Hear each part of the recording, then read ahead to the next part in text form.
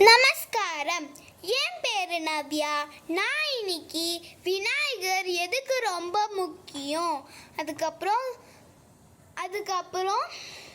விநாயகர் சதுர்த்தி எப்படி கொண்டாடுறாங்க அப்படின்னு சொல்ல போகிறேன்.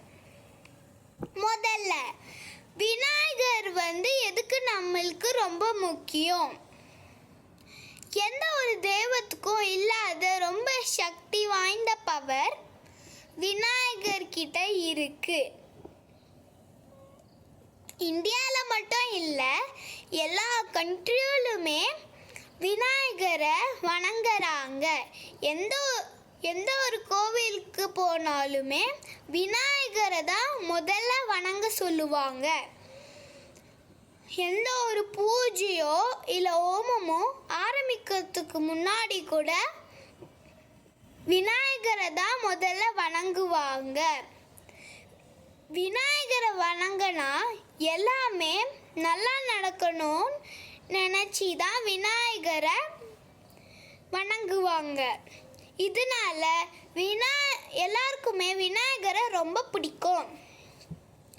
இப்போ நான் விநாயகர் சதுர்த்தி எதுக்கு கொண்டாடுறாங்க அப்படின்னு சொல்ல போகிறேன். ஒரு நாள் சிவன் வெளில போகும்போது பார்வதி குளிக்கலான்னு நினச்சாங்க. அப்போ காவல் காக்கிறதுக்கு யாருமே இல்லாததுனால ஒரு பொம்மையை செஞ்சு அதுக்கு அருள் கொடுத்து விநாயகரின் பேர் வச்சாரு. அதுக்கப்புறம்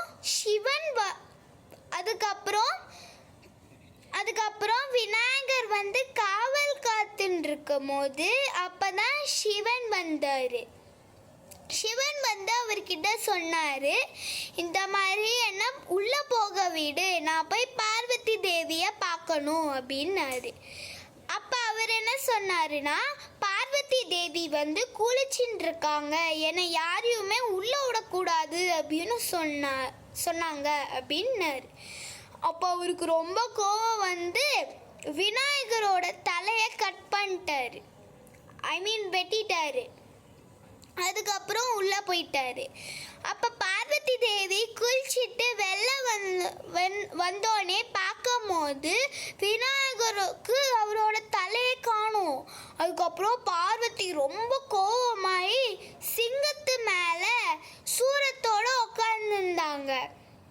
அப்போ எல்லா தேவர்களும் சிவன் கிட்ட சொன்னாங்க இந்த மாதிரி பார்வதி தேவி ரொம்ப கோபமாக இருக்காங்க, ஏன்னா விநாயகர் அவரோட தலையை நீங்கள் கட் பண்ணிட்டீங்க, நீங்கள் வெட்டிட்டீங்க அப்படின்னு சொன்னாங்க.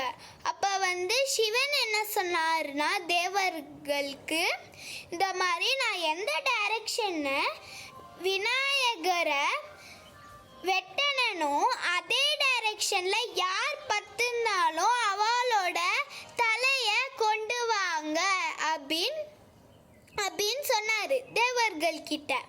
இப்போ போய் தேவர்கள் போய் பார்க்கும் போது முதல்ல ஒரு யானை அதே டைரக்ஷனில் பத்துருந்தது.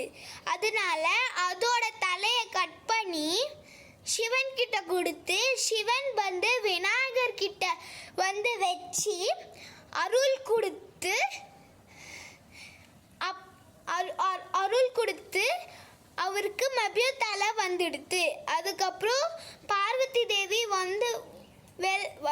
பார்க்கும் போது ரொம்ப சந்தோஷப்பட்டு கட்டி பிடிச்சிக்கிட்டாங்க. அதுக்கப்புறம் அந்த நாளே அவருக்கு கணபதின்னு பேர் வச்சாரு சிவன். அந்த நாள் ஞாபகம் இருக்கிறதுக்குனால தான் நம்ம விநாயகர் சதுர்த்தி கொண்டாடுறோம். தேங்க்யூ.